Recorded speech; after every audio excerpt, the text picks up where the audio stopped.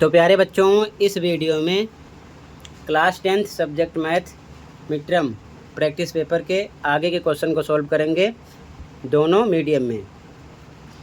बाकी सभी क्वेश्चन के लिए कमेंट को देख लो, अपलोड है, ठीक है। क्वेश्चन नंबर 1 to 5 अपलोड है। क्वेश्चन 6 पे आ जाओ। क्वेश्चन 6 है, समांतर श्रेणी 27, 24, 21 ... का शून्य के बराबर पद है। ध्यान से देखो। The term equal to 0 for AP 27, 24, 21 ... is.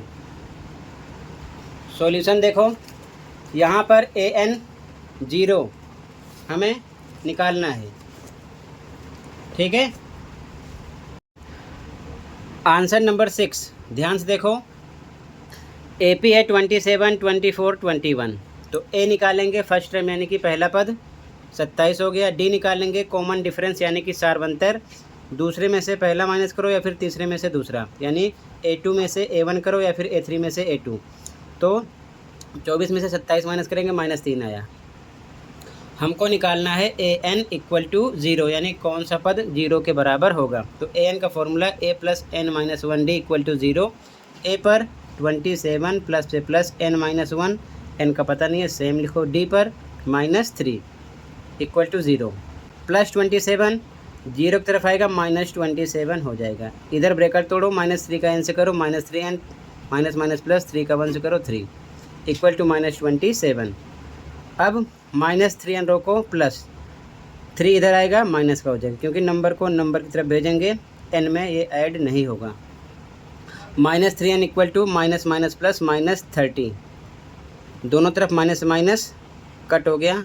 n equal to 30/3 divide करो, 10 आएगा प्लस का। ए ऑप्शन करेक्ट है क्वेश्चन नंबर 6 में, ठीक है। ये -3 है, ध्यान रखना। अगले क्वेश्चन पे आ जाओ। क्वेश्चन 6, क्वेश्चन 6 में ए ऑप्शन है, ठीक है। अगला क्वेश्चन 536 का अभाज्य गुणनखंडन है। The prime factorization of 536 is. तो इसका निकालेंगे LCM, ठीक है। आंसर देखो, आंसर 7 536। पहले 2 से कट करते हैं, नहीं तो 3 से, नहीं तो 5 से, 7 से, 11 से, 13 से ... ये नंबर बढ़ता रहता है। इनके बीच में जो नंबर है, अगर उनसे कट करोगे तो वहीं पर गलत हो जाएगा। तो 2 से कट करेंगे तो 2 6 8 आएगा, 2 से कट करेंगे 1 3 4, 2 से कट करेंगे 67, ये 67 से कट होगा, ठीक है। तो ऐसा ऑप्शन नहीं है, ठीक है। चारों ऑप्शन में से ऐसा कोई ऑप्शन नहीं है। तो पेपर में आप ये करना कि ऐसे सोल्व करके छोड़ देना, अगर ऑप्शन गलत है तब भी नंबर मिल जाएगा। लेकिन अगर हम क्वेश्चन में करेक्शन करें तो यहाँ पर 3 को 4 बनाएंगे तो ऑप्शन मिल जाएगा। अब 5 4 6 के अकॉर्डिंग सोल्व करो। 2 से कट करो, 2 73, 3 से कट होगा 91, 7 से कट होगा 13, 13 1 जा 13।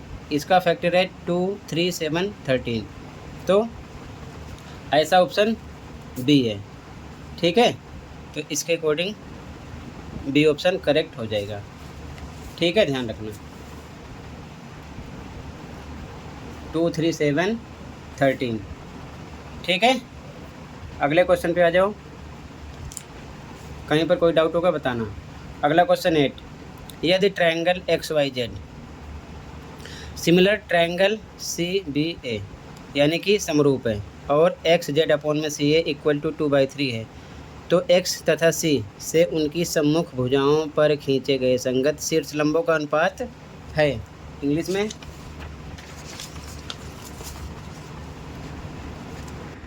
If triangle XZY similar triangle CBA and XZ/CA equal to 2/3, then the ratio of their corresponding altitudes drawn from X and C to their opposite sides is। तो ध्यान से देखो, यहाँ पर आपको समझना है, ज़्यादा कंफ्यूज नहीं होना है। यहाँ पर हमने 2 ट्रायंगल बना लिया XZY, ठीक है। जो यहाँ पर गिवन है, और सी बी ए।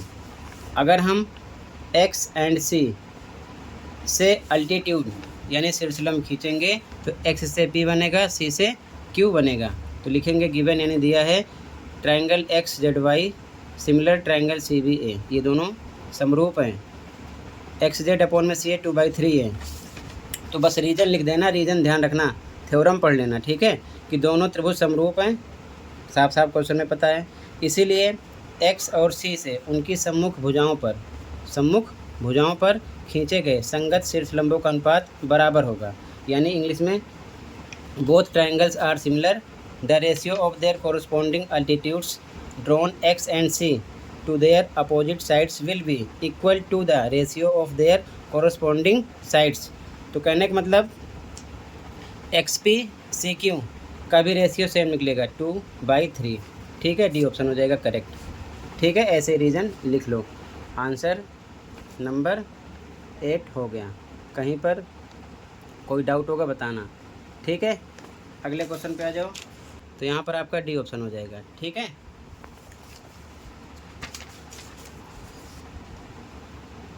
अगला 52 पत्तों की एक अच्छी तरह से फेंटी गई गड्डी में से एक पत्ता निकाला जाता है।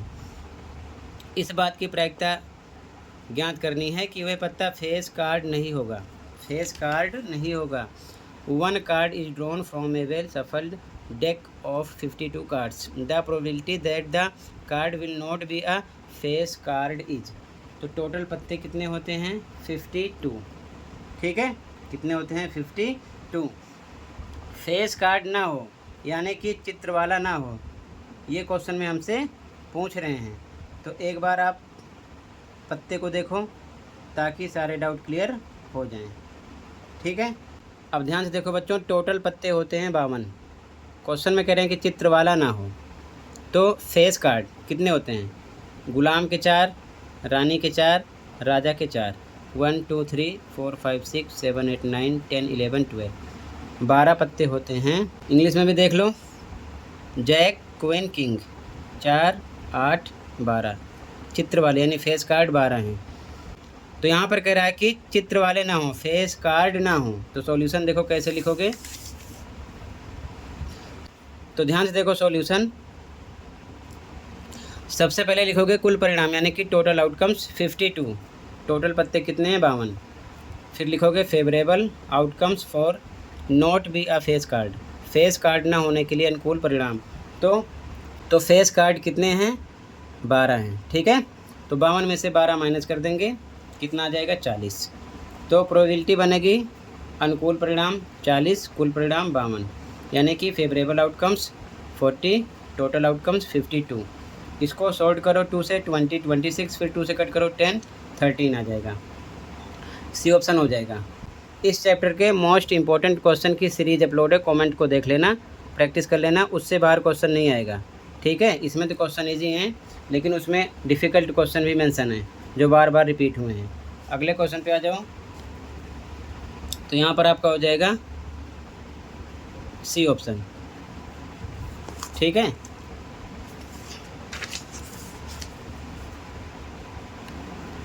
क्वेश्चन नंबर 10 है, P का वह मान जिसके लिए समीकरण निकाय 6x - 3y + 12 = 0 और 2x + py = -4 के कई हल हैं।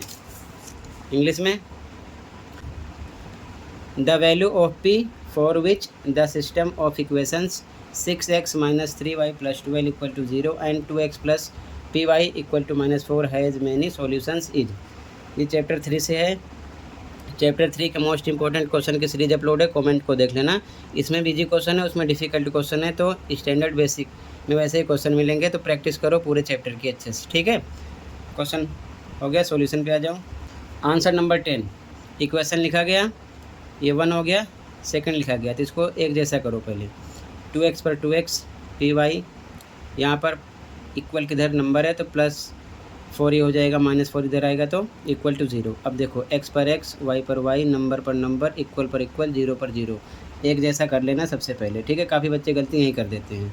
अब ये A1 हो गया, A2 हो गया, B1, B2, C1, C2, अब क्वेश्चन में कह रहे हैं फॉर मैनी सॉल्यूशंस, कई हल के लिए, तो जो कंडीशन होती है वो होती है A1/A2 equal B1/B2 equal C1/C2 के वैल्यू रखो। A1 पे 6, A2 पर 2, 6/2 equal B1 -3 B2 3 equal C1 12 C2 4। ठीक है, वैल्यू रखा गया। इन दोनों को सॉल्व कर लो या इन दोनों को सॉल्व कर लो, आंसर आ जाएगा। ठीक है, कोई एक करना। फिलहाल मैंने दोनों बता दिया है, क्रॉस करो। ये हो जाएगा 6p इक्वल टू 2 3 जा -6, p इक्वल टू -6 अपॉन में 6 -1 आएगा। या फिर इन दोनों कर लो, -3/p इक्वल टू 12 अपॉन में 4, क्रॉस करो, ये आ जाएगा 12p इक्वल टू 3 4 जा -12, p इक्वल टू -12 अपॉन में 12 इक्वल टू -1 ही आएगा। ठीक है, ये ऑप्शन करेक्ट है क्वेश्चन नंबर 10 में। तो पूरे चैप्टर के इंपॉर्टेंट क्वेश्चन की सीरीज़ देखो। ठीक है, वैसे क्वेश्चन मिलेंगे। इस सैम्पल पेपर में बस एक क्वेश्चन कराए गए हैं, तो पूरा चैप्टर तैयार कर लोगे तो गलती आपसे पेपर में नहीं होगी। ठीक है, उससे बाहर क्वेश्चन नहीं होगा। अगले क्वेश्चन पे आ जाओ। तो यहाँ पर ए ऑप्शन हो गया आपका।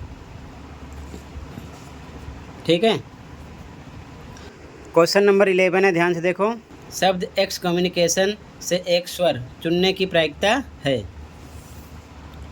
The probability of choosing a vowel from the words x communication is. तो इसमें वोवेल की पूछ रहा है, यानी कि स्वर की। तो स्वर कौन कौन से होते हैं? ए, ई, आई, ओ, यू। तो देखो ध्यान से, एक तो आगे इसमें E1, O2, U3, I4, A5, I6, O7। ठीक है, 7 है, वोवेल है 7 इसमें, AEIOU। तो यहाँ पर लिखा मैंने favourable outcomes for choosing vowel, स्वर चुनने के लिए अनुकूल परिणाम 7। ठीक है, टोटल निकालेंगे, टोटल आउटकम्स। तो टोटल काउंट करो, 1 2 3 4 5 6 7 8 9 10 11 12 13 14 15। टोटल आउटकम्स कुल परिणाम है 15। तो प्रोबेबिलिटी बनेगी 7/15। ठीक है, डी ऑप्शन हो जाएगा करेक्ट। क्लियर है, तो यहाँ पर आपका डी ऑप्शन हो जाएगा। कहीं पर कोई डाउट होगा बताना। ठीक है,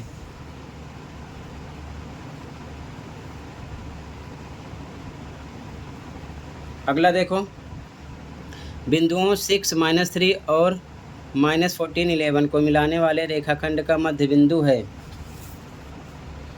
the mid point of the line segment joining the point 6 -3 and -14 11 is. ठीक है, मिड पॉइंट निकालना है। तो चैप्टर 7 का क्वेश्चन है, चैप्टर 7 की सीरीज़ देखो। ठीक है, उससे बाहर क्वेश्चन नहीं होगा, ध्यान से देखो। गिवन है 6 -3 -14 11, ये भी हो गया, लिख दिया गया। ठीक है, मिड पॉइंट निकालना है, मान लेते हैं P मिड पॉइंट है, मध्य बिंदु है। तो मध्य बिंदु सूत्र इस्तेमाल करेंगे मध्य बिंदु से, यानी बाई मिड पॉइंट फॉर्मूला होता है x के लिए, इसका मिड पॉइंट x, y यही बनेगा। ठीक है, तो x1 + x2 बटे में 2, y के लिए y1 + y2 बटे में 2। तो x1 ये x1 y1 x2 y2। तो x1 6 x2 -14, 6 + -14 अपॉन में 2 इक्वल 6 + -14 अपॉन में 2, -8/2 -4 आ गया। y के लिए y1 + y2 अपॉन में 2। तो y1 आपका -3 + y2 11 अपॉन में 2, माइनस करो 8/2 4 आएगा। तो x आया -4, y आया 4। तो xy आ गया -4 4। डी ऑप्शन करेक्ट हो जाएगा क्वेश्चन नंबर 12 में। ठीक है, तो यहाँ पर आपका डी ऑप्शन हो गया। ठीक है, कहीं पर कोई डाउट होगा बताना, ये चीज़ ध्यान में रखना। ठीक है, डी ऑप्शन हो गया करेक्ट यहाँ पर क्वेश्चन नंबर 12 में। अगला क्वेश्चन नंबर 13 है बच्चों। यदि ट्रायंगल BAC समरूप triangle DEF, angle A 45, angle D 55, angle E का मान निकालना है। ठीक है, if triangle BAC similar triangle DEF and angle A 45, angle D 55, then the value of angle E is. ध्यान से देखो सॉल्यूशन। क्वेश्चन में गिवन है triangle BAC similar triangle DEF, angle A angle D पता है, एंगल E निकालना है। अगर ये दोनों ट्रायंगल आपस में क्या हैं, समरूप हैं, यानी कि सिमिलर हैं। तो ध्यान समझना कॉन्सेप्ट फॉर सिमिलर ट्रायंगल, समरूप त्रिभुज के लिए। इसमें आगे बी है ना, तो ये आगे वाले के डी के इक्वल होगा, ध्यान रखना। तो बी इक्वल डी, डी 55 है तो दोनों आ गया, बी डी 55 ही होगा। फिर बीच में ए है तो ये बीच वाले के इक्वल जाता है, ए ई के इक्वल होगा। किसके इक्वल होगा, ई के। तो angle A equal angle E, तो एंगल ए दिया 45, ये 45 आ गया। इसी प्रकार सी पूछते तो ये एफ़ के इक्वल होता, तो हमें सी से मतलब नहीं है, हमें जो निकालना निकल आया। ठीक है, ए के इक्वल होगा ई, तो ई आ गया 45, ए ऑप्शन करेक्ट हो गया। ठीक है, ए ऑप्शन।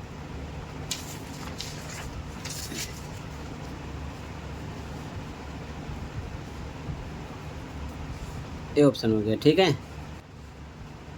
अगला क्वेश्चन 14, एक सर्वेक्षक एक मीनार बीसी के आधार से 40 मीटर की दूरी पर खड़ा है। मीनार की ऊंचाई ज्ञात करने के लिए वह एंगल ए मापता है तथा tan ए बराबर 3/4 पाता है। मीनार की ऊंचाई है। A surveyor is standing at a distance of 40 metre from the base of a tower BC. To find the height of the tower he measures angle A as tan A equal to 3/4, then height of the tower is. टावर की ऊंचाई निकालना है। Chapter 9 का question है, तो chapter 9 के most important question की सीरीज़ देखना। ठीक है ना, सभी क्वेश्चन एक साथ मिल जाएंगे, उससे बाहर कुछ नहीं होगा। ध्यान से देखो, ये हो गया टावर यानी कि मीनार BC। ठीक है,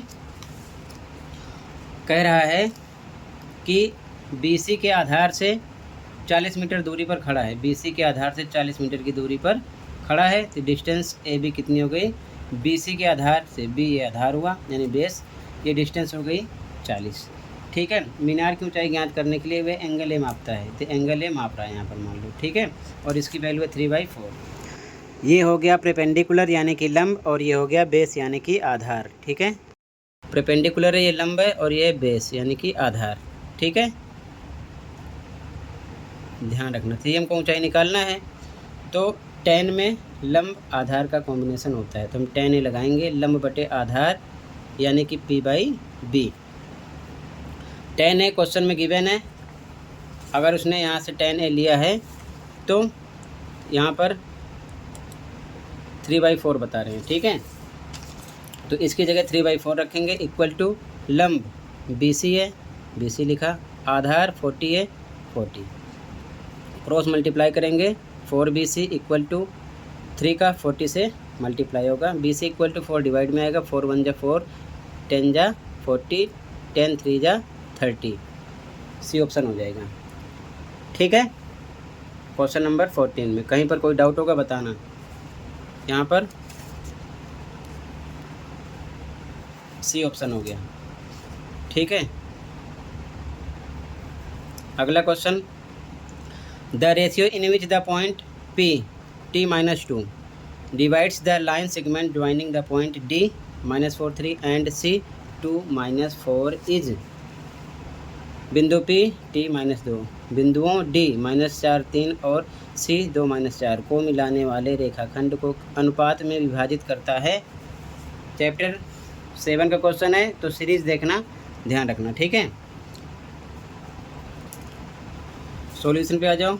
आंसर नंबर 15, ये डी पॉइंट हो गया, कितना है -4 3, सी है 2 -4 लिखा गया, और ये पी पॉइंट हो गया जो इसे डिवाइड करता है। ठीक है, इसके निर्देशांक हैं T-2 यहाँ पर। ठीक है ना, गिवन है, तो ध्यान से देखो, x1 y1 xy x2 y2 हमने मान लिया, रेशियो हमने मान लिया K/1, माना अनुपात के अनुपात 1 है, हिंदी में लिखो, इंग्लिश में लेट रेशियो भी K/1। ठीक है, K/1 मान लिया, तो D से P तक के मान लिया, P से C तक 1, ये M1 M2 हो गया। फिर से देखो x1 y1 xy x2 y2 M1 M2, तो यहाँ पर y पता है ना, तो y वाला हम फॉर्मूला लगाएंगे, तो y equal to M1 y2 plus M2 y1 upon में M1 प्लस M2, y पर रखेंगे -2 equal to M1 K into y2 -4 plus M2 1 into y1 3 upon में m1 plus m2 k plus 1 value रख दी गई यहाँ से, ठीक है। बाई 1 लगा के क्रॉस मल्टीप्लाई, -2 का कैसे करो, -2 के माइनस प्लस -2 1 जा 2 ये आएगा, इधर सेम यही आएगा, -4 के प्लस 3 1 जा 3, -2 के इधर आएगा तो प्लस का हो जाएगा, निशान बदल जाएगा, इक्वल टू 3 नंबर इधर आएगा तो निशान बदल जाएगा, +2 हो जाएगा। तो 2 के माइनस करने पर इक्वल टू 5 के इक्वल टू 5/2, अतः अनुपात यानी हेंस रेशियो इक्वल टू के रेशियो 1 हमने लेट किया है यहाँ पर, ठीक है ना, लेट किया है तो के आ गया 5/2, रेशियो 1/1 लिख सकते हैं, क्रॉस मल्टीप्लाई करो, 5 1 जा 5 2 1 जा 2, 5:2 जो कि आपका ए ऑप्शन हो जाएगा क्वेश्चन नंबर 15 में, ठीक है बच्चों। यहाँ पर आपका ए ऑप्शन हो जाएगा 15 में, ठीक है, ठीक है। तो ऐसे ही प्रैक्टिस कर लो। तो बच्चों अभी इस वीडियो में टोटल 15 क्वेश्चन डिस्कस किया, बाकी का क्वेश्चन अगली वीडियो में प्रोवाइड करूँगा। अच्छे से प्रैक्टिस करो, कमेंट को देख लो, तब तक तैयारी करते रहो। मिलते हैं अगली वीडियो में। Thank you for watching and take care, okay.